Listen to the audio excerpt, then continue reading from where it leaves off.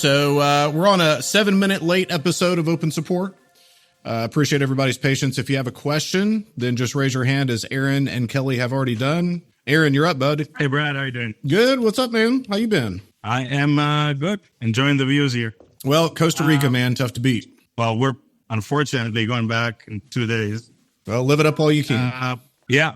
And it's been pretty good to us. We enjoyed this view while closing like 3-4 deals. So that's been fun. Tough to beat that, man. You know, if we're closing deals and getting to see Costa Rica at the same time, then I'll call that a win. Yeah. Okay. So we have a deal that I'm on the fence. I would love to get your feedback on. So ARV is 430-ish. It's a new build, 2022. It's a nice build, like nice finishes, stuff like that. We're getting it sub to a mortgage, $406,000. Interest rate is 4.7. Walk away is 20. Repairs are 0. Our exit strategy would be to wrap, and I am kind of on the fence. Wanted to ask your opinion on this. Yeah, so basically the question is, would we do this deal? Basically, it's a no equity deal. In terms of price equity, would we do it? Yeah. Yeah. So, I mean, it's kind of on the fence. You know, at this point, I would probably want to look at almost superlatives of the market. So, is there a good population base? Is this generally an appreciating market? Because you're right, we don't have price equity. It will cash flow pretty nicely, 3%, probably about $1,000 a month. So that's making me feel pretty good.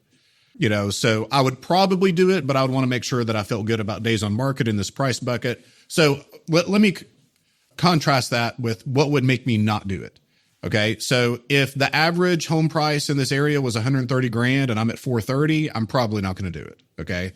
If I'm in a situation where this is a town of 1,000 people, I'm probably not going to do it. If this is a situation where I'm in an area that would be really, really difficult to foreclose, then I would maybe not do it at that point, because then we're going to have to bury $20,000 as opposed to get it back on an owner finance deal. If I keep this as a rental, I'm going to bury 20 grand and probably not get it back, which I don't really want to do. So those are the things that I'm going to look at personally to decide, okay, is there something here that I like or not? And I think David Alexander really put this well. He said, what is the definition of a good deal? The definition of a good deal is a deal that makes your life better at the end of the day. And so, is this going to make your life better at the end of the day? If it's throwing off $1,000 a month and it's in a good market, you can owner finance it, get your 20K back in a down payment from the buyer, and then be in a position where, this thing cash flows for years, then yeah, I would like it. But if it's a really small town, if the median prices aren't there, then I'm probably not. So this is one of those just kind of it depends sort of answers. Okay, so this one is in Pensacola, Florida, kind of on the north side of town. Mm-hmm. Almost everything there is new development, and there's a lot of new development going on there. And prices are for new development there is 300 and up. That's kind of for that. I'm not sure as far as what's the, I know it's not a rural area, obviously. Sure. Not sure what's kind of the process or how foreclosures go in Florida. Well, it's a long foreclosure state. It's a long foreclosure state, but I do think that you could probably do a lease purchase on something like this for a year to make sure that they can make the payment and probably get the 20K back on a lease purchase. And I was actually thinking, I wasn't even in my kind of putting numbers on the paper. I wasn't even thinking, so we're going to sell it at 450-ish, 459. That was kind of my thought. And then I didn't think of getting 10% down, but I think we could get 30,000 down and have about 10,000 profit on the front end. I don't know. You tell me if you think it makes sense. And then the other thing that comes into play, and you tell me, and I could go either way, with or without it, but I have a private money lender that would put the 20 down in second position. Yeah. Well, that does help if we can amortize it from the cash flow. So in other words, the cash flow coming in from your owner finance buyer, paying off the 20 so that you're not having to front cash. I'm liking it a lot better. So I would say with 80% certainty, I would do this. And, the fact that, what it has going for it It's going to cash flow nicely. It's a newer build, so you're going to get a better down payment than if it needed a lot of repairs. It's in a pretty good market. I do like the Pensacola market. We have done deals there. And the only thing negative about it that I can see is that it is Florida, which is a judicial foreclosure state if you own or finance this. I was just talking to a friend of mine Monday night from Florida. He's a private money lender and does a lot of private money loans. And he said, if I'm lucky, I can get a house back in 5 months. If they know how to work the system, it could be a year to 2 years, so just keep that in mind. So you're thinking, okay, so I guess just taking this, like going big picture, you think numbers wise, this deal makes sense. What you don't like, or partially, I guess, is that it's in Florida, but then obviously we would not exclude owner financing in the state of Florida or in any other state that is long foreclosure if the numbers are right. Correct. By the way, with my private money lender, our agreement is she'll get 2 points origination, 8% amortized over 5 years. That's cheap enough. So you'll never find cheaper private money than that. That's great. Well, never is a big word, but that's pretty darn cheap. Yeah. So basically it will be probably at $400 a month for 5 years and then would completely pay it off. No, for sure. So you're thinking basically, yes, go for it. Just ideally sell it with rent to own or something like that. Make sure you have a year with a tenant in place to make sure they're a good tenant. It depends on the down payment. If somebody came in with $50K, then I would go ahead and owner finance it to them. I wouldn't have a problem with that. If somebody's coming in with just 20, then I probably want to do at least 6 months on a lease purchase, maybe a year, to make sure that they can afford the payment before I give up title. Okay. Sounds good. Cool. Appreciate your help, Brad. Anytime, man. Rock and roll. Love it. Doing deals from Costa Rica, baby. All right. Miss Kelly, how are you? I'm doing well, Brad. How about yourself? Doing well. I've been anxiously awaiting a report on this lake house deal. And yes, we have an update. We had it under contract 2 weeks ago. Just to run through the numbers again, mortgage, which includes $5,000 in arrears, is going to be a total of $255. Walkaway $0. Repairs minimum is going to be $20,000. On the high end would be $60,000. ARV, I spoke with about 5 different realtors. ARV, they're actually putting at about $450 on average. That's cheaper than I thought. Yeah, we were hoping it would be a little bit higher, but so we're actually going to be closing on it any day. So our plan is doing it sub 2. We're taking it sub 2, and then we're going to do either retail or wholesale. So my question to you is based on the minimum rehab, it's going to be cleaning out, and the whole thing's trashed. Basically, they just walked out, left it. So cleaning it out, painting the interior, it needs a new HVAC and power wash on the outside. So tops $20,000. There's a couple realtors said if you do like brand new kitchen, brand new bathrooms, all of that, we could list it $475, maybe $485, something like that. We basically just want to get in and get out. But so my question is when we were there, we actually viewed the property. The neighbor up the street came and wanted to buy it from us. We hadn't even walked in yet. So we didn't know what the condition was or anything like that. Didn't know the numbers on it. We just said, once we have an idea of what we're doing, we'll be in touch. Mm-hmm. So I'm wondering, how should we approach this? Should we go ahead and, I'm assuming, go ahead and contact these people and say, hey, what would you offer us for it? Or should we go in there with a for sale by owner number? And if they don't want it, try listing it for sale by owner for a while, because I know the market there's nothing on the market in this area from what realtors have said that's, in a lower price point that's not $500,000-$600,000. Right. The people who want to buy it are empty nesters. They're looking for something to downsize in, and that's more or less what we're getting. Or at what point should we go ahead and do a minimum rehab and list it with a realtor? Right. So a lot of times I'm willing to sacrifice some profit for speed. So in other words, it's much, much better for your business to have 3 turns on the same capital per year than just 2. So, let's say your entire bandwidth of purchasing is 1 unit per year, 1 unit at a time. Then what I'm saying is it's much better for us to make $40,000 3 times than $50K twice. Okay. Okay. So, overall, I would go to the person that reached out and wanted it. And I would say, hey, we're looking at maybe listing this. I remembered the other day that you said something about being interested. Did you have a number in mind? And so then we're going to go basically with the script work in reverse. Well, I mean, it is on the lake. Is that the most you would pay? It's like, and go backwards from there. And, and they may say, well, what were you hoping for? It's like, well, I don't really have a set number in mind. We've had some realtors look at it, but I'm sure that you had a number in mind whenever you said that you would be interested in buying it. So, I mean, what are you thinking? And just kind of go that direction. So we don't want to say a price first. I think it's okay to say, well, this realtor said this high price and this realtor said this high price, but that's after some renovation. The property does need some work.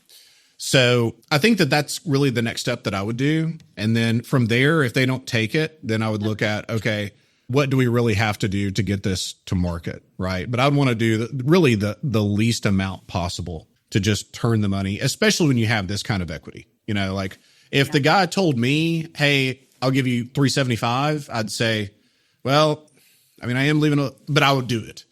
I wouldn't just jump on it, but I would do it. So around 100K, if I can clear 100K on this deal and just not touch it, then I would look at that as a win. You can take that capital, put it back in the business and start to churn. And that's kind of the direction that I would go. Okay. So my next question is from what I read up and what some of the realtors have said that if somebody is going to finance it, they're going to have to get a new HVAC in it. So like, I know we should paint it, clean it out, power wash it again, because it's a mess. But in regards to something like the HVAC, should we go ahead and just put money into it to do it that way in case somebody is financing it, or just don't even do that? And that's where we would, just work with the deal and say, hey, you will take some money off of it if you go ahead and buy it. Yeah. So how do you do things like that are required by the lenders? Yeah. So good question. So basically, how much in repair do we do for a potential buyer that may have a financing issue with the appraisal? So obviously, I don't think this thing's going FHA, but if it's, VA or whatever, then they may require in this area an HVAC unit. I would rather negotiate that whenever I had a buyer that needed it versus put it in and then we get a cash offer anyway that didn't need it. So like as much as I can keep from fronting cash into a deal, then that's what I want to do. Right. So I'm going to wait. And like we have one right now in Jacksonville where buyer came in and said, hey, I want it, but looks like I'm going to have to get a new roof at this price. Would you do a new roof? The answer was yes. I knew that roof was going to come up anyway, but instead of me putting it up there, the buyer feels also like they won. Like they asked for something, we negotiated it. I knew I was going to have to pay for it anyway, but now the buyer feels like they got to win. Right. So, and also in home inspections, whenever me and Tony were running rehabs ourselves, we would leave stuff undone in the house for the home inspector to find, for the buyer to negotiate that were minor items, just so that they would have something to negotiate and feel like they won, as opposed to having a really clean home inspection. They're like, well, I know I should ask for something, but all of the stuff is super trivial. So like the GFCIs, we would never do, we would, just really piddly stuff, so this is kind of the situation that I'm feeling on this. I'm not going to front cash into this deal. I'm going to buy it. I'm going to go to the neighbor first, tell them, hey, we're going to go on the market here in a couple of days. But if you have a number in mind, we're happy to entertain it. We'll take a look at it and then see if they take it. If not, then I'm just going to maybe clean it out, make sure it's safe. But that's it. That's it. So not even paint it. No. Okay. All right. So the last question is what would be the least that we should take for this in regards to what the ARV is and not having to put any money into it? Well, that's going to be a tough question to answer. That'd be great if we could get 375. Yeah, that's going to be a tough question to answer, but I'll tell you how I'm going to look at it in terms of thinking. So I want my rehab to 2.5x the value. So at the point that I start to get to where that's not going to happen, then that's where I'm going to stop the rehab. And that's really going to depend on the area, the price ranges in the area. Because like, as an example, I say this all the time, like a house in East Nashville may need a certain type of condition that a house in Dothan, Alabama doesn't. It could be literally the same house and even the same exit value, but the buyers in one area command a higher quality than another area. So you really just want to look at the comps in the area. And I would say even by price range, these comparables may not even be super comparable to this one because this one's on the lake. So I'm not going to just look at lake homes, but I'm going to look at, okay, at a 450 exit, what do these properties look like? Are quartz, new cabinets, all white everywhere, new flooring, completely renovated, or are they just pretty okay, right? So that's what I'm going to do. But for whatever reason, I don't think that's going to happen here. Okay. Okay, great. Thank you very much, sir. Appreciate it. I'll keep you updated. Yeah, please do. Love it. All right. Yeah, if we can clear 100K, we're good on that. We're good. All right, Tyden, what's up, buddy? Hey, how's it going? Good, buddy. How you been? I'm good. Besides, my throat started bothering me a couple days ago. So if I sound weird, that's why. Well, that's okay, man. Everybody's been sick this year. Yeah, it'll go away in a couple days. So yeah, basically, I'm just trying to nail down my marketing strategy. I'm kind of in the place right now where it's kind of like the calm before the storm, I guess, because we haven't quite got the PPC up. We haven't quite had like inbound leads yet. So I'm really trying to, obviously, I have like fast timelines. So I want to hit the ground running, and I'm trying to optimize what does that strategy look like as far as acquisitions. So besides PPC, what should I be doing, or what could or should I be doing to supplement the pay-per-click, whether it be like, calling for pre-foreclosures, different stuff like that.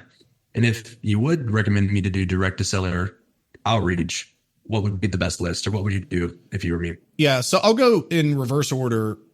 If I was going to do outbound, it would all be to pre-foreclosure. So when we do outbound, we have one person doing outbound right now, Jim, and he has a call in the apprenticeship on Fridays where he literally will call people while he's on the call and show you how that process works. But that's the only list that I would call. I mean, it's public record. They're in the Big Five motivators, and there's a timeline associated with the need to sell. Whereas a divorce kind of has a timeline. Health and safety, sometimes it does, sometimes it doesn't.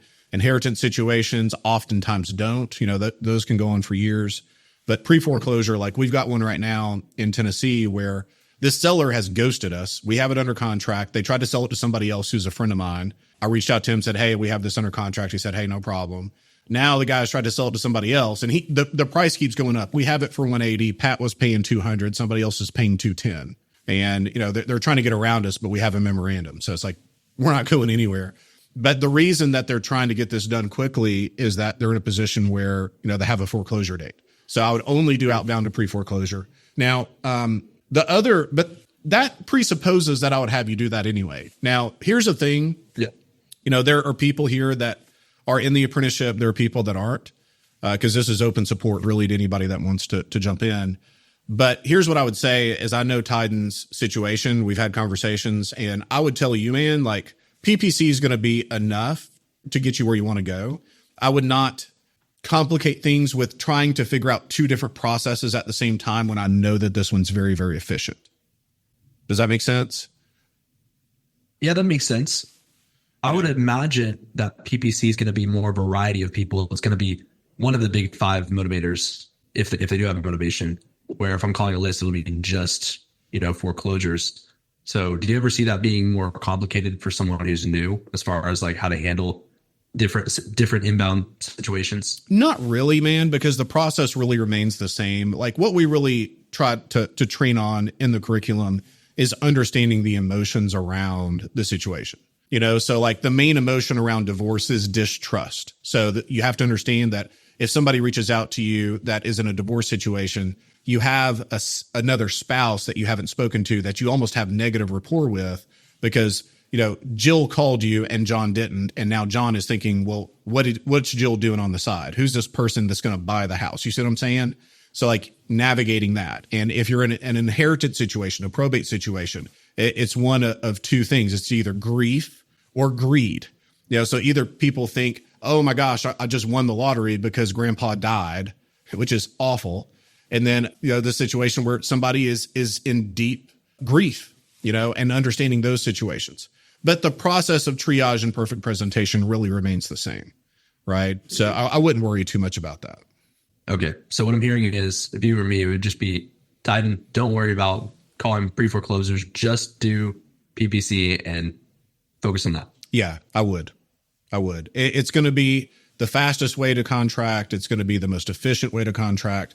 I mean, let me just pull my numbers for this month. I had Tyler send it this morning. So, I mean, this is our February numbers right now. If you guys can see this, let me try to pull it up a little bit bigger for the screen. A little bit bigger. Okay, cool. So right now we're at 10 contracts, 511,000 in equity. Cost per contract total is 2,600, and we're at 15.3 leads per contract, which can't pull it up. Let me see if I can do it this way. Yeah, it's not going to work. That's for the month. Yeah, this is month to date. You know, and honestly, these numbers are really low. We've only spent 23,000 on ads, where I'm spending generally 45K a month. I'm not going to hit that. And then the question is like, well, why? I pulled my radiuses back from 40 miles to I think 20 miles. And whenever you do a big change in an ad account like that, then the account can take some time to reset. We didn't spend much money in it for an entire week. So this is really, you know, that's perfect math. Today's the 21st. This is really 14 days worth of work. We had an entire week where we had very, very little lead flow. But this gives you an idea of how efficient this model can be. Does that make sense? Yeah. So, and it's kind of funny, you know, we split test all the time different ads managers. And let me see if I can show it fairly easily. So David is at 2508 cost per contract here. And then Eric is at 2,800 cost per contract. So, I mean, almost the same amount of cost per contract across two people, you know, so it's very stable, predictable. Mm-hmm. Well, that was actually going to be my other question, because I'm scheduled to meet with those people, Derek and David. Is it David or David? David. Yeah. Which one would you have me go with? Yeah. If they're on this call, I don't want to attend them. But. Yeah. That's an amazing question, man. I mean, here's what I'll say. I don't use David right now. I have, and I've been happy with them, but I don't need 3 ads managers, and I'm all the time split testing really against David. So here's what I would say is it's kind of like picking between your 2 children. Like, who's your favorite? It depends on the day. You know what I mean? It's like, who's acting better right now? And you're younger, so you may not understand exactly what I mean. Most of you guys understand. I have a daughter, though. Okay, cool. So you have one. Whenever you have the second one, so I have a daughter that's 8 and my son's 5. It's like, who's your favorite? Who's doing what right now? You know? But it's like, obviously I don't have a true favorite, but you know, there are times when I like one more than the other based on what they're doing. But here's what I've seen historically is that David had more contracts, but the dollar value of profit per contract was slightly less than the others. So then it comes down to, well, how do you define better? So if you define better as more consistency and more contracts, it would be David. If you were talking about higher profit margins, it might be Eric. See what I'm saying? So it's tough to say like who's better kind of thing. I would hate to have to live off the difference. I will say that. I mean, there's no bad option. So what I would tell you is to speak with both of them and see really just who you want to work with, you know? So maybe it's just a personality issue. It's a culture fit, you know, but there's no bad option there, dude. And this is one thing, man, like we had someone recently try to like reach out to the apprenticeship directly and say like, hey, I'm running ads. Like I'll do your ads for you. Like we don't allow that because we don't know if they're any damn good. You know, the only way that I know if someone's good is if I split test it and I use these people. And then I could say, okay, like they're good because I'll spend my money first. So that way you're not blowing through your cash, right? Running ads. Like they can literally, because we spend so much money in our accounts, take the accounts, cut and paste it into somebody else's account. Yeah. So it gives a lot of age and predictability to other people's accounts. So hopefully that makes sense. Got it. Yeah, that makes sense. Last question I had for you is ad budget going into it. I can't remember exactly what we talked about whenever we spoke. But when I talked with Jen, it was start with 2,000 and then work up from there. Yeah. I'm not super confident with my ability to phone call triage, to doing the math to know, is this a good deal or not yet? So to start out with, should I do less, or would you say with my budget, just freaking turn them on and go, or what? Yeah, it almost depends on the personality, man, in my opinion. So whatever you do, you have to have a budget that you can maintain and be in a situation where it's not going to keep you up at night for 5 months. So if you're not willing to do the same investment for 5 months, I would say wait until you can do that. And if you're in a position where, yeah, I can do 1,000 a month for 5 months, but you know, I couldn't do 3,000 a month for 5 months, then I would go with a budget that's less to maintain consistency. So that's the first thing. But, you know, it depends on how aggressive you want to be. So there's no doubt that you're not going to be as good day one whenever you have leads coming in, or as you are going to be day 90. And so if that's the case, there are going to be deals in your first 30 days that you see looking back, you know, 6 months from now, like, you know, that deal in Northwest Arkansas, I probably could have pulled that off now, but I just missed it. And that's okay. Like that's part of the learning curve. You're going to have those kinds of situations. I would say go for a budget that is enough to where you think you're really truly going for it, but not so much that it's going to be like create this nervous type energy. So that's going to be different for different people. But I'll tell you the cap for a single person, if you're going with a more of a wide model, I would not go over $6 or $7 grand to start with one person. Okay. Cause it's just going to be too much. Like as an example, I had a guy that had 40K for ads. Now this is an anomaly, people. Keep in mind, whenever I started, I had $300. So I couldn't even do any of this. My business has been built on sweat marketing where, we had very little ad budget. But if you have some cash to go into ads, it's faster. All right. But I had somebody that had $40,000 for ads and he was like, let me just spend it in 1 month. And I was like, no, absolutely not. We can't do that. And he kind of got upset with me. He's like, why? I'm like, the best possible thing that could happen would be the worst thing that could happen. Because if you're in a position where you're paying $2,500 per contract like we are, which is actually a little bit high right now, but $2,500 per contract, and you have 40K ad budget and you pick up 15, 20 deals in 1 month, you can't fulfill that anyway. So it's like the best thing that could happen on the purchase side is the worst thing that could happen for the fulfillment side. So, if you could do 2, 3, 4, that's a great budget. If you want to go 5, that's okay. If you start going 6, 7, I'm like, we're going to redline pretty quickly. And at that point, I'm going to say you need to have a warm bench on hand, which we've already talked about. I know that you have that. So that would be up to you, but do as much as you can to feel like you're going for it, but not so much that it creates anxiety. Yeah. And my thought process, that's why I thought about maybe doing supplementing with a foreclosure list, because I'm going to start maybe lower, like 2,000. And then depending on how many leads I'm getting in, I might have some free time. And now I'm full-time this. So like if I have a list of people I can just call directly in the meantime, that's kind of where the foreclosure list or reaching out directly came into play. Yeah. And that makes sense if you want to do that because you have more time than you do capital. And I'm not saying that that's the case here. But if somebody has more time than capital and they want to do a little bit of search ads and then do some outbound, then that's totally fine. But if I had to choose, then I would just do search. Got it. So for me, it's more like if that's the thought process, then just turn out the budget. Correct. Yeah. So maybe we go 2K month 1, get our feet wet a little bit, and then bump it up from there. Yeah. Got it. That helps. Thank you. Cool. You bet, man. All right, guys, if you're on Insta, YouTube, all the other places, the link to this support call, we're live right now. The link to this support call is in the Investor Creator community on Facebook. So go there. Everybody good? All right, cool. Go to the Facebook community. It's a free but private group that we have. The Zoom link's there. You can jump on with us. Jonathan, what say you? How's it going, Brad? Oh, pretty fair, man. What about you? Good. I just had a couple questions. How do you calculate price equity papered? Now, is that the price you papered it at versus the ARV? Well, price equity is below 70% minus repairs. Okay. So it's not just purchase price to ARV because that doesn't factor in anything of rehab. Right.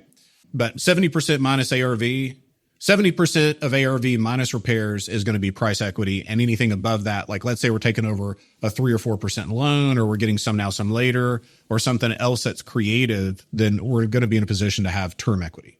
And everybody is playing in the price equity bucket. The term equity is actually more powerful. The best deals that I've done have been deals that I've basically paid retail for, but I got 0% money on. So. Okay. But like, I know, I saw your spreadsheet earlier and I can see, price equity papered. Is that how you're doing the calculation based off of is the ARV minus repairs? And then you. Yeah. So what we would do with that is exit price minus cost to sell minus cost of goods. So cost of goods is your purchase price plus your rehab. Okay. So we are factoring in all of the rehab cost within those numbers. Yes. Okay, great. And my second question was, I'm currently 60% through my first rehab in San Antonio, Texas. Everything's going well. We had a couple of blocks, in stumbles that we came across. We had a small, little roof leak near the chimney that was coming through. And I had some roofers look at it and give me some quotes back. I had my GC look at it and he was, kind of skeptic about it and, on what to do. In this case scenario, would you bring someone else in to come fix the roof, or would you have your GC, look at it and potentially fix it? Well, did the GC do a roof on it? No, he didn't. Okay. I would have my GC look at it, and if it's okay, then the GC can give a letter. And if there's a home inspector saying, "Oh, this is a problem," a GC, here's the basic hierarchy. So you have a home inspector that gives a report but disclaims everything and basically says, "We don't know anything about anything." If you want someone to look at a roof, get a roofer. If you want someone to look at the plumbing, get a plumber, everything. So then above them is a GC. So a GC letter will trump a home inspector, generally speaking. And then a structural engineer will trump a GC. So sometimes we've had home inspectors say, "Oh, potential structural issue." We have a GC go out, write a letter. The buyers are appeased. I have a state licensed third party that says it's okay, that knows more about construction than a home inspector. Okay. So that's kind of the hierarchy there, but I would be fine with the GC doing a letter and taking a look at it. And if it needs repairs, getting a bid on it for sure. Okay, yeah, that's my initial thought. If you can fix it, because the roof's in pretty good shape for the most part. I mean, it could just be something like near the chimney, which is like just might need some like cement sealing or something like that. But I don't think it's anything crazy. Yeah, and chimneys leak, man. It's just like part of their nature. Okay. And another question. So I had papered the deal. The mortgage walkaway together is 81. Repairs are around 45 to 50K. ARVs around 175 or 180. Now, in this case, I know I'm like tied up with my current project in San Antonio. It's got deep equity in it, around probably 180 to 100K on it. I know that, we cover materials for what we have to pay. And for my San Antonio one, I actually had obviously lenders cover, the purchase price plus repairs. We had that covered, but we still have to come out of our pocket for the materials, right? Until we get draws.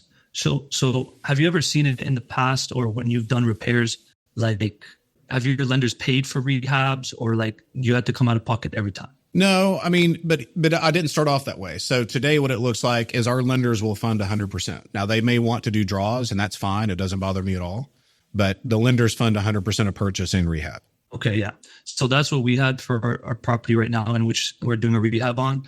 My question is, if I can't, support the rehab on this deal, would I like wholesale it, or what do you recommend doing?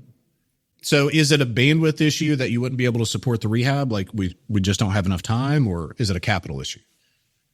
It would probably be a capital issue, from, capital being spent on marketing, what we're putting into our San Antonio, Texas deal, which is, 40K rehab.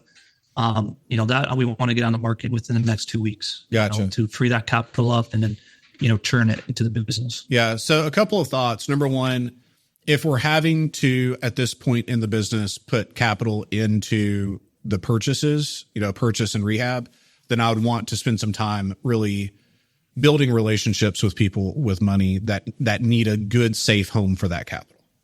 Okay. So, I mean, I feel like after doing a handful of deals, we should be able to go and raise the money to where, people are going to feel secure with what we're doing. Okay. So either that or tap a second position lien on your rehab in San Antonio to pull that 40K back out to go back liquid. So either one of those options I'm good with. And that's kind of the direction that I would want to go, because I mean, there's no way to scale a business. Like we talk about this in the Scale program all the time. Like there's no way to scale a business in this industry based on your own capital. And we've had people that start off with like $2-3 million in cash, which is a lot of cash, but they think, oh, I don't have to go and raise money because I'm in a position where I have this money. And that's not the average person that comes here, but they always end up spending all of it. Because if you're talking about a deal like this, you're spending 120, 150K a whack. Once you get good at purchasing, which we are, then you're going to have a capital problem at some point anyway, So it's just better to go and build those lender relationships. And then once you do that one time well, you never have to do it again. Like I had to raise money one time, and I did it with the right person, and he funded me everything for about 4 years. And then he got in a position where I can't say that he couldn't handle our volume, but he was buying more notes than doing private money loans. And so we still sell him a note every once in a while. But, at that point I had such a great reputation that, and I could show a case study. Hey, I did 51 loans with this person in 1 year. He can vouch for what I'm doing. are you in a lending position? You see what I'm saying? So Right. that's going to be the most important thing as you scale, is being able to have people that have capital and believe in what you're doing. Right. And yeah, there's- I'm a firm believer of other people's money for sure. OPM. Yeah. Just building those relationships and also having some skin in the game. I think that's a part of the process for sure. Yeah. So is that helpful? Yeah, for sure. For sure. I was just kind of, if I need a 45K on this rehab, I can definitely get a lender for this deal. I don't think that's an issue. Yeah. It's just about covering the rehab costs. Right. So that is just my only issue. Yeah. And if I'm going to go pull a second position and take equity out of my San Antonio deal, then, that's something I can look at. Yeah. But I mean, honestly, this deal is at 72%. I mean, I would not pay cash for this anyway, but let's say it is below 70%. I guarantee you that you can find people that will fund the purchase and the rehab and let you roll. That's just Okay. that's what we've got to do. Okay. Yeah. So that's what I'm looking at. I did an inspection done. That 81 can definitely come down to around 71. I'm going to talk to the seller today actually and go over the inspection. There's a lot of work that needs to be done. And to be fair, when I did paper this, it was around 70% less repairs. But because obviously now that I see more inspection on it, I'm raising up the rehab budget, just to be conservative. Oh, for sure. So we're in a position right now where we have not renegotiated this deal. Correct. Not yet. No. Got it. Yeah. So yeah, man. I mean, whenever you renegotiate it, I'm certain that this thing's going to drop 15K. And so that'll put you in a position to go ahead and move it. Yeah. So, I mean, I think you're good here. Let's just find the money. What I don't want you to do is wholesale this thing for $5,000. And, you've done the hard work of finding the deal, negotiating the deal, doing the due diligence. You make $5,000 versus 50 because you didn't go and raise the money. Right. Makes sense. Sense. That's exactly what the position I'm in. I definitely don't want to wholesale it. This is a part of the business. There's always ways to, a good deal won't go unfunded. And that's exactly where I got from you. And I'm a firm believer of that. Yeah. So let's go get some money, dude. All right. Rock and roll. Thanks, Brad. Appreciate it. All right. Okay. Of those 10 deals that you're doing, are all of those creative deals? No, probably not. So that's 10 deals as of the 21st of this month on the game day sheet. And generally I'd say it's probably 50-50, 60-40 around in there on the creative side. So we do a lot of subject to, which is kind of like the lower end creative finance. We do sub 3 deals, and then some later deals as well. And that's really where things get powerful. So appreciate the question on that. Let's see here. There's another question. That's it. Yeah. Okay, cool. Well, take a look at the Zoom chats and holler at me, see if there's anything interesting. All right, cool. All right. I'll do my best here. Jatinder, is that right? Yeah. Hi, Brad. Actually, I go by Jay. Jay, love it. Hey, yeah, I'm part of the program actually, but I've not logged in a while. So I'm actually debating a couple of deals, and I could use some guidance. There is a condo in New Jersey that, an hour from New York City, that I'm getting at that like 0.7, 70% sort of ARV. Okay. But there are the movement in this area, in this particular complex of sales has been slow.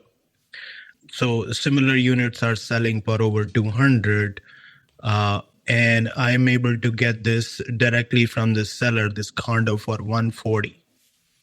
What's days on market look like? Days on market is 40 plus for these condos. Well, is 40 an average or is that a minimum? For this complex, 40 is a minimum. Okay. So what do you think the average is ballpark? Average is about 35. Okay. I'm confused. So average days on market is 35, but then you said the minimum. Okay. So average is 35. Okay. I mean, that's a pretty good, that's a pretty good market. So, okay, cool. Continue. I just wanted to make sure I understood. Yeah. It does not need any work. So the exit strategies here would be that it's that complex it's right by the ski slope. So I'm just going to get, the, what is that? Airbnb type of situation is profitable. Yep. Or a retail or hotel. Cool. Love Right, it. those are, or even like seller financed. I'm buying it cash, so I would seller finance this potentially.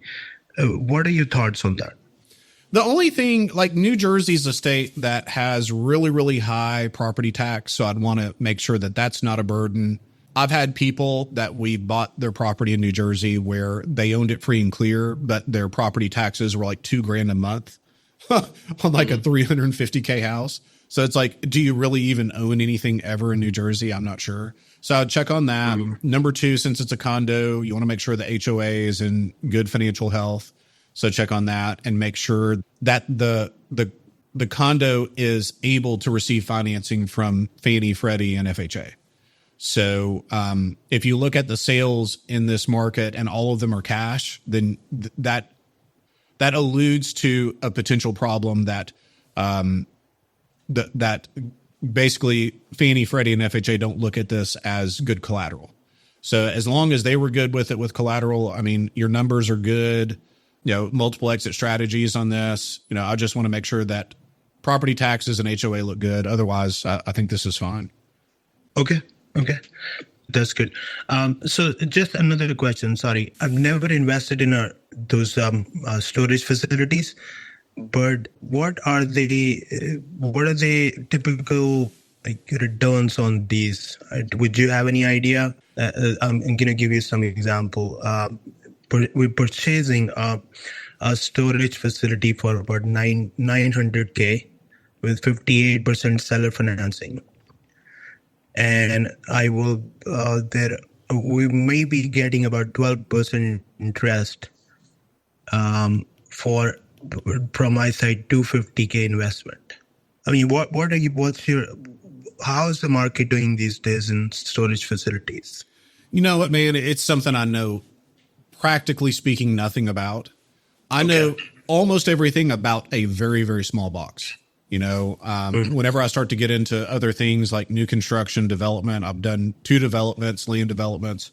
I hope I never do that again. We've done a little bit of multifamily. I've never done storage. My sister owns some trailer parks. She really loves trailer parks. I know very little about that too. So, I mean, what I would say, man, is find somebody that knows more than me, because the last thing that I'd want to do is tell you something that's wrong, and which I know is very possible.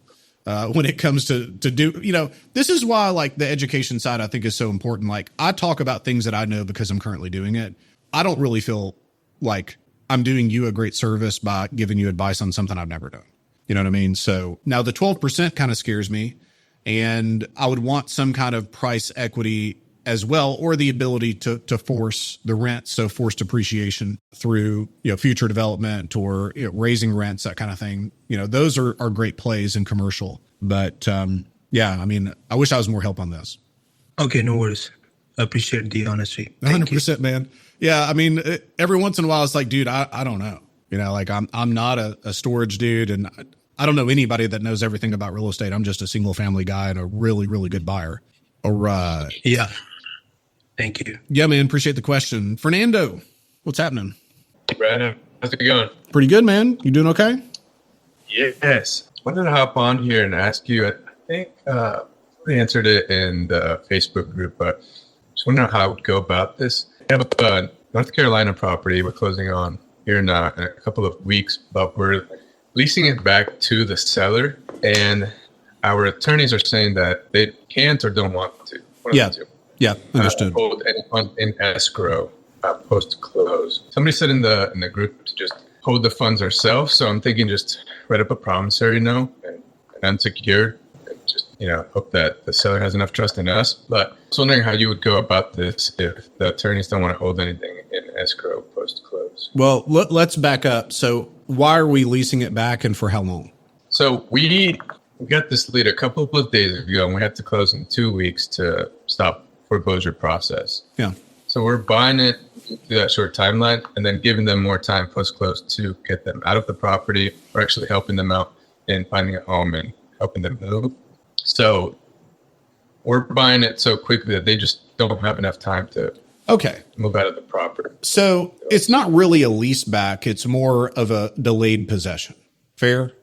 So the difference is we're not leasing it back to them for 6 months or a year. We're just not getting possession at closing, and then they have X amount of time, a week, 2 weeks, maybe 30 days to vacate the property and give you possession.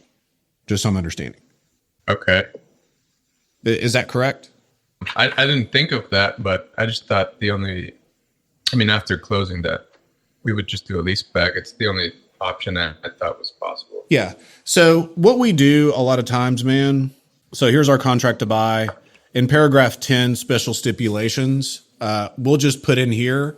So possession is right here, number 8, which says given at closing. Okay. So generally speaking, it says that we get the property at closing, but that's what you're saying is correct. We sometimes have situations where we can't get possession at closing. So pre-foreclosure being one of those.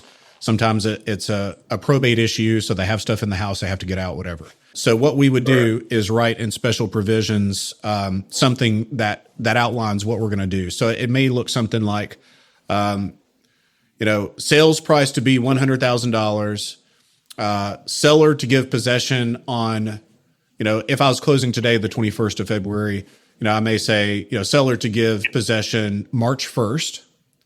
If possession is not given on March 1st, seller to pay $250 per day for each day that buyer is not given possession. $30,000 will remain in escrow as a hold against possession. Something like that. So now we're in a position where part of the money stays in escrow. Now, take that to the side. So we're not really doing a lease back. We're just doing like deferred possession. Why is it that the attorneys don't want to hold the money? So I'm not sure of this. I don't know if it's just their firm that doesn't want to do it, or if I just need to find another attorney. They've already started the title search. So, and given the short timeline, I don't really want to go to another firm to start this process again. They just told me we're not able to do that. Yeah. Well, I would ask why, and then ask, hey, is there another escrow company that you feel would hold the money? I mean, it's extremely rare for us to run into this, but I will say North Carolina does have some weird title laws. So I haven't run into this. I feel like we've probably done a deferred possession in North Carolina, but I don't remember like specifically what property. But I think we can find a third party to do it. Another escrow company, another title company, a third party attorney, somebody to do it. If not, we have absolutely done it ourselves. But there is some trust that has to happen. All right. Is that helpful? Would you be against us holding the funds just ourselves? No, as not at all. Opposed to finding a third party escrow? No, I don't like to do it just because I don't really like to deal with it. What I like to do is have a third party do it. Would I be against holding it just to get the deal done? No. I mean, I would if I had to, but it's just not my preference. Okay. So deferred possession, just put in special stipulations that Correct. They should be out 30 days post close. If not, per diem. That's right. Starts. Yeah. Okay.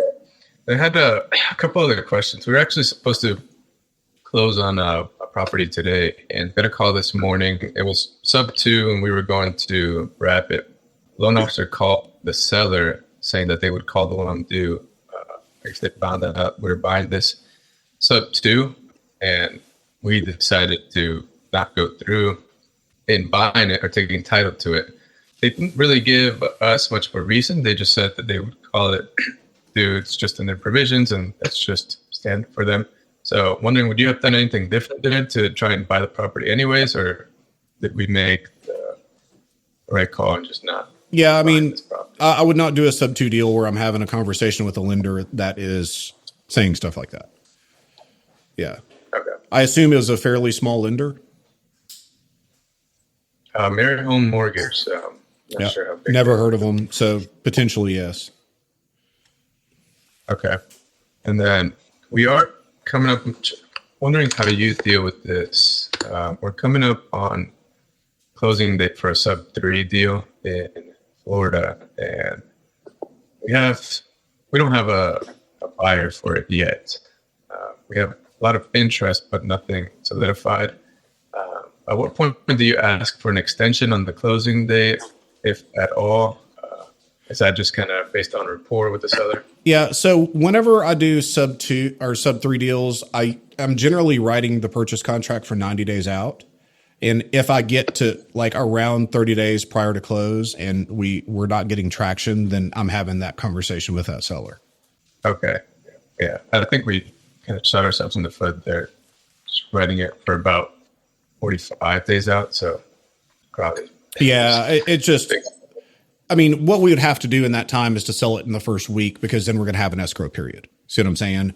So 90 days is generally the timeline that I want for something like this. Okay. Sounds good. Cool. All right, man. Appreciate it. All right. Next we have Jordan. Jordan, how are you? Hey, what's up, Brad? How's it going? Good, buddy. What you got going on today? Hey, man. I've got a property I got under contract in Gainesville, Florida, and it's kind of rough. So I was just kind of wondering, like, at what point is it? I could either take this down subject to or buy it cash. It's like $54,000. Realtor said we could probably easily get $150 out of this, if we've fixed it. But it probably could easily. It's like 900 square feet, so it probably could use, I don't know, I'd say good 30 grand to get it right.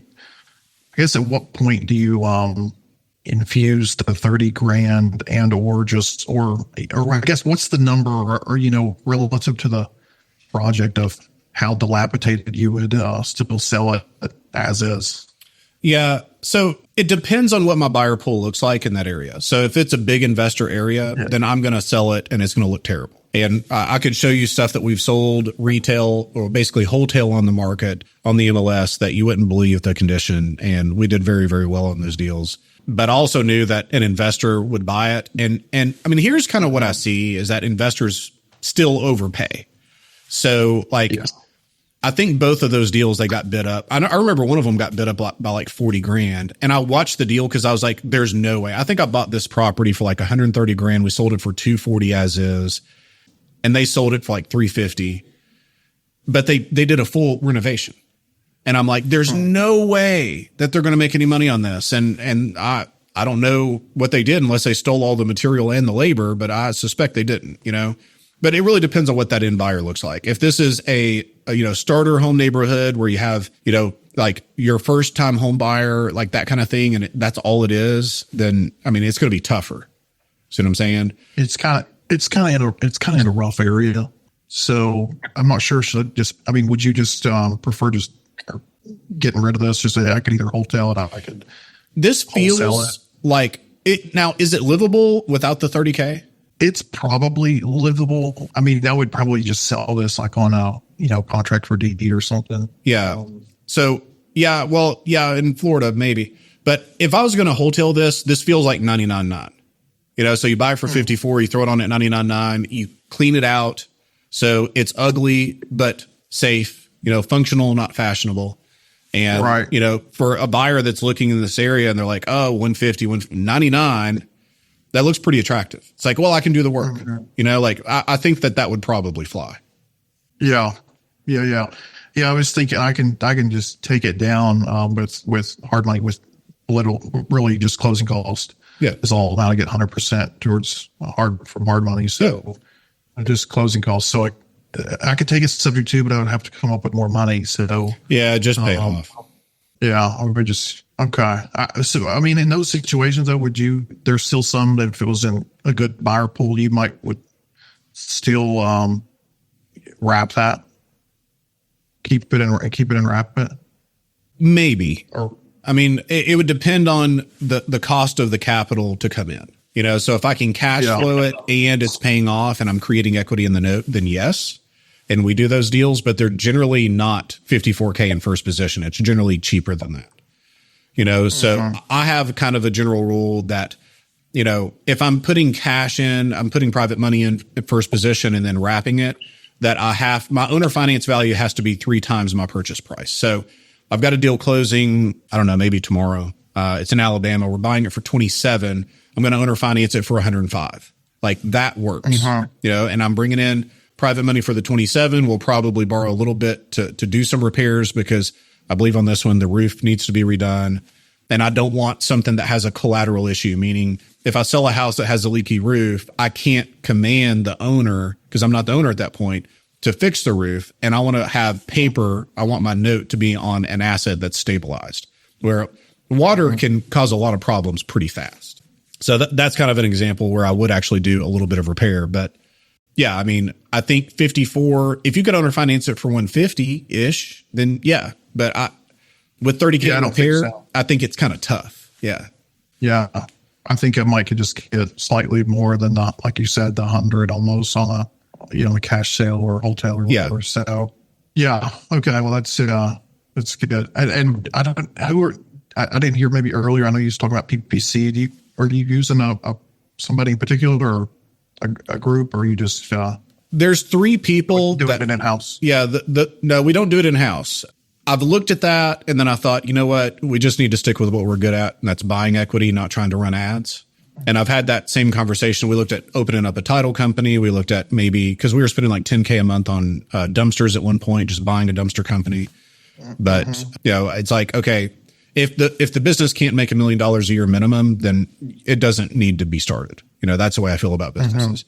And it would just be a distraction. So, but yeah, there are 3 people that we recommend within the community. If you want those 3 people, I do not share that publicly. So for you, just reach out to support. And because I don't want other people to have a competitive advantage against my people. So No, totally. yeah. So reach out to support and we'll get you a list of those guys and connect you.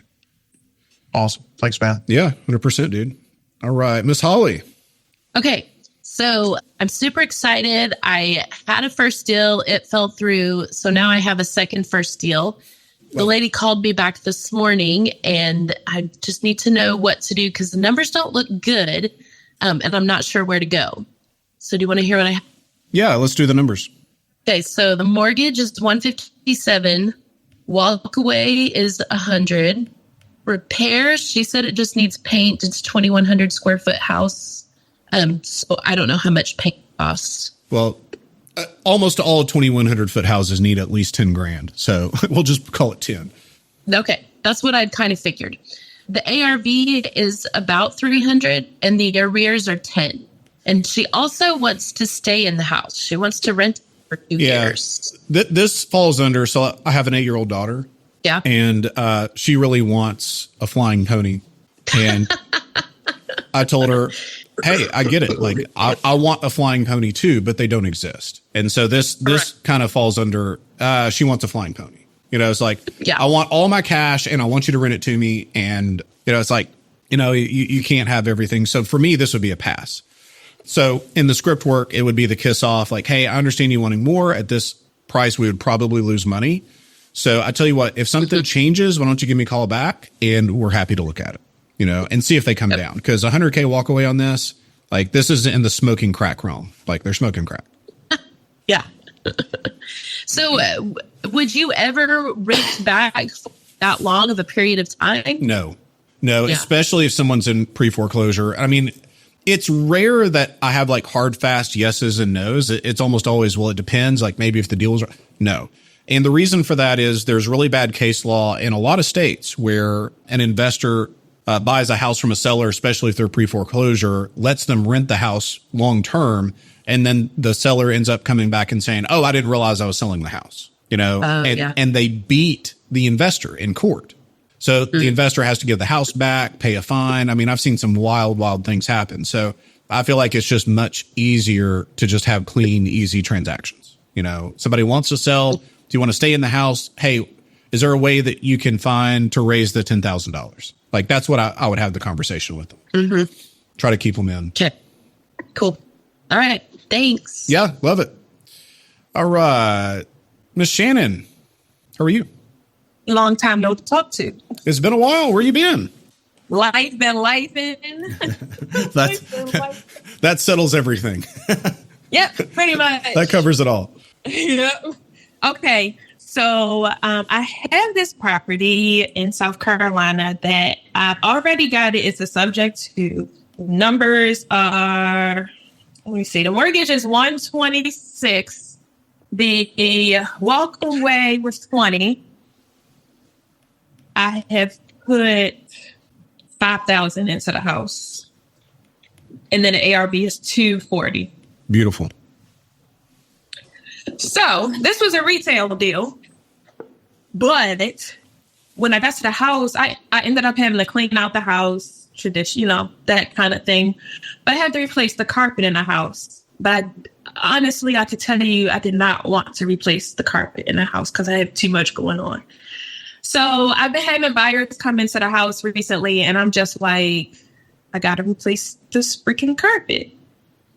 Do you think that makes a big deal? Yes. Like, I do too. Yeah. I mean, I hate to tell you because I know that's not the answer you're looking for, but it's the correct one. So, like, some sellers try to do a carpet allowance, but what gets you an offer is emotional appeal. So, like, very, very few people have vision. I learned this whenever I was selling real estate and we were doing new construction. So we did custom pre-sales. So like from the house plan, building it from ground up. And so I was in charge in part of the selection process, the colors, the doorknob type and color, what the fixtures look like, what the cabinet selections were, all of that. And I can't begin to tell you how many times I would have one person or the other say, I just can't figure out what that looks like. Right. And I had many people. I remember one lady, she painted the house yellow and we told her this is going to be yellow. She was like, oh yeah, I'm so excited. I love it. Now she'd just seen the swatch. She hadn't seen it on the wall. And we said, hey, why don't we paint one room? You come look at it. She's like, no. I know this is what I want. This is what I want. This is the wife. We painted everything. Okay. The whole house was canary yellow. She came in the house, started crying, So that said, I would prefer to do carpet allowances, but we don't. And the reason that we don't is the carpet smell makes a difference. It looks better. It looks clean. Yeah. People get excited about it. It's new carpet. They think carpet costs $18 a foot when it costs $1. So I got an offer on this property, and I'm gonna tell you now that the carpet is absolutely disgusting, right? But I did give I gave her an allowance for the carpet. And I really did have plans on getting the carpet done. But the offer was $190 because the house needs work. The house needs carpet and paint. Well, but people can't see it. That's what I'm saying. They think that might cost $50,000. And they think, well, maybe I can get it. My realtor was the same way too. She was just like, well, I'm not sure. And I'm like, girl, you're supposed to be my realtor. No, they all work for the commission, hun. They all work for the dollar bill. So whoever's paying the dollar bill, which is the buyer. Okay. Because they're buying it. They're bringing the cash. They're getting the loan. Yeah. I mean, they all work for the buyer. Okay. Once you have retailed this out, I don't think the buyer, the person that I work from, is not somebody that I would want to keep a subject to be honest. But do you think this was a retail deal? I would have retailed it. I mean, it didn't need much in repair, and you're going to have deals that are lower equity positions that you can keep, like Aaron's deal that we talked about at the very beginning of the call. I don't know if you saw it, but he had a deal that was really razor thin equity wise, price equity, but it's going to cash flow $1,000 a month. So those are the deals that we want to owner finance. We can't go retail with them, and the cash in the business churning more ads, more infrastructure, more labor is going to create more long-term assets. So I would much rather retail this and move it. Yeah. Okay. So part two of my questions. I basically was running ads, and I don't know if you know, but I was kind of let go of the ads. So that's where I've been at recently. You don't see me on these phone calls because I'm restarting my ads. So I haven't even gotten new deals yet. I'm restarting I feel like I'm starting all over. Well, I know you're doing pretty well because you're posting in the group. So shoot me an email and let me know how I can help. Yeah, I'm going to shoot you. I wanted to tell you the whole story. I don't know if I sent it to you, but I'm going to send it to you. Yeah, send it to me. I'd like to hear.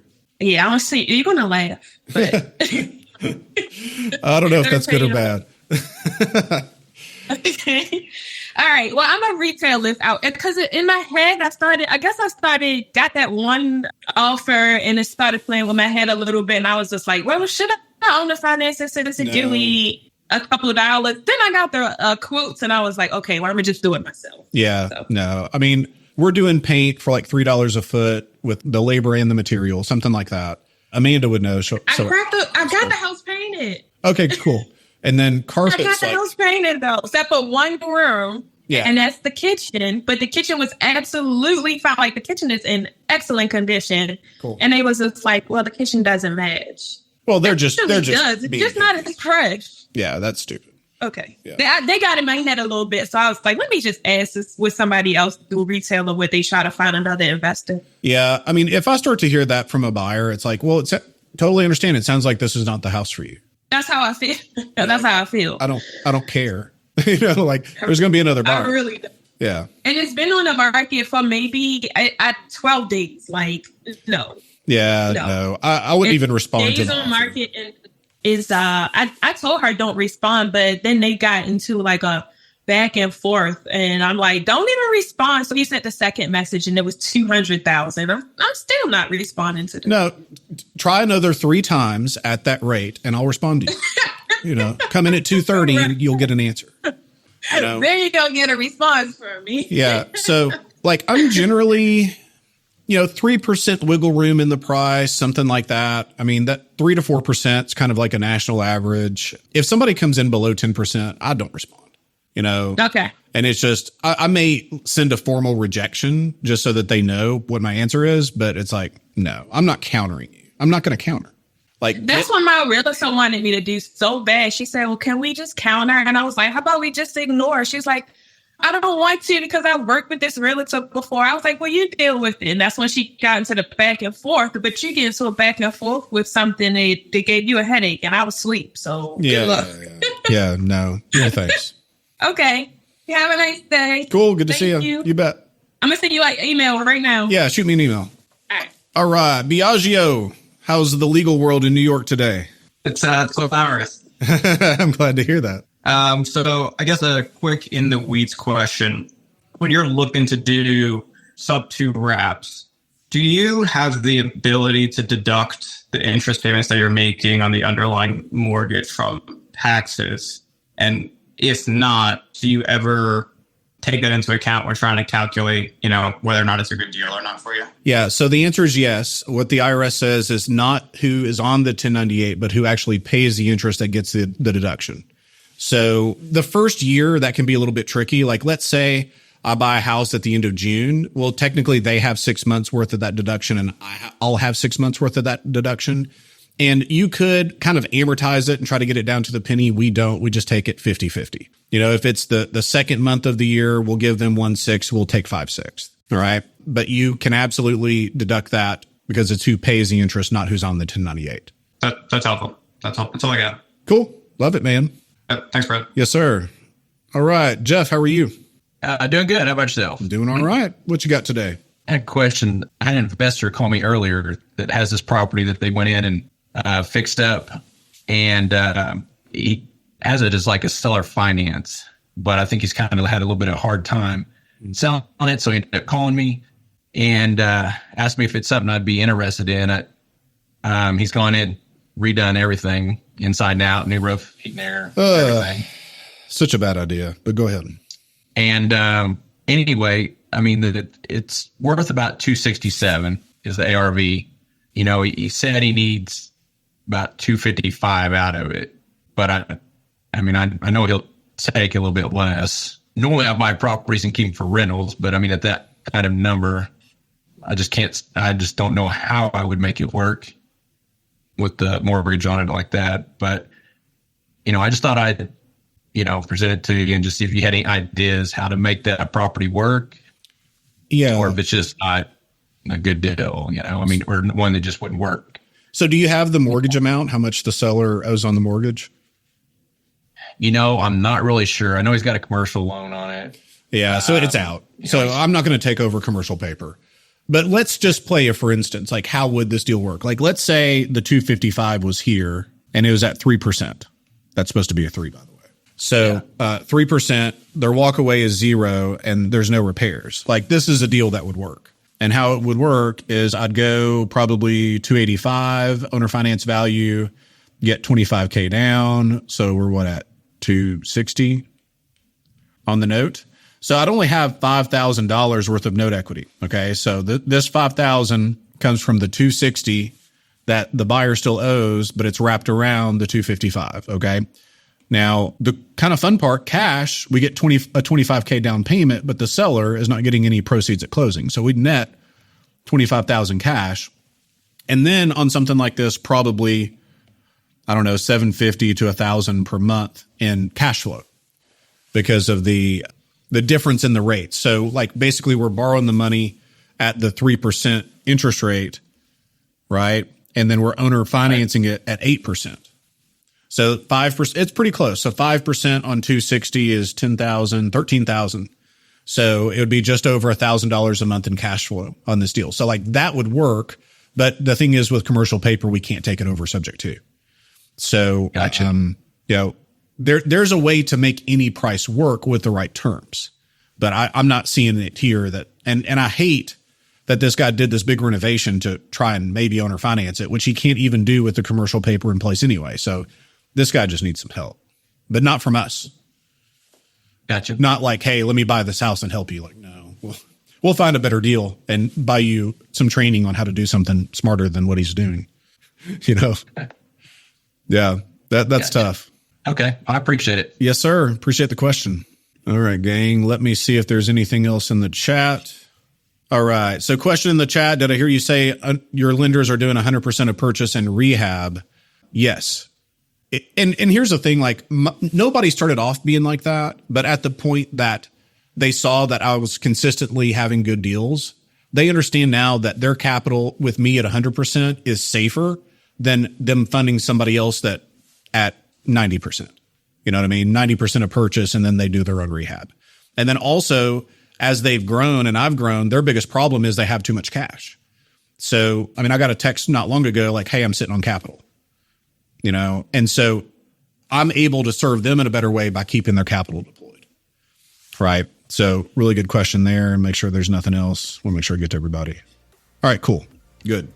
All right, guys. Appreciate y'all. It's been a couple of weeks since I've done one of these. I've been in Florida the past couple of weeks, so hope to get back in the swing of things. If you guys ever need me, then reach out, Brad at bradsmotherman.com. Be sure and reach us, the Investor Creator Community on Facebook, and we'll see you guys next Wednesday. Thank you guys for coming.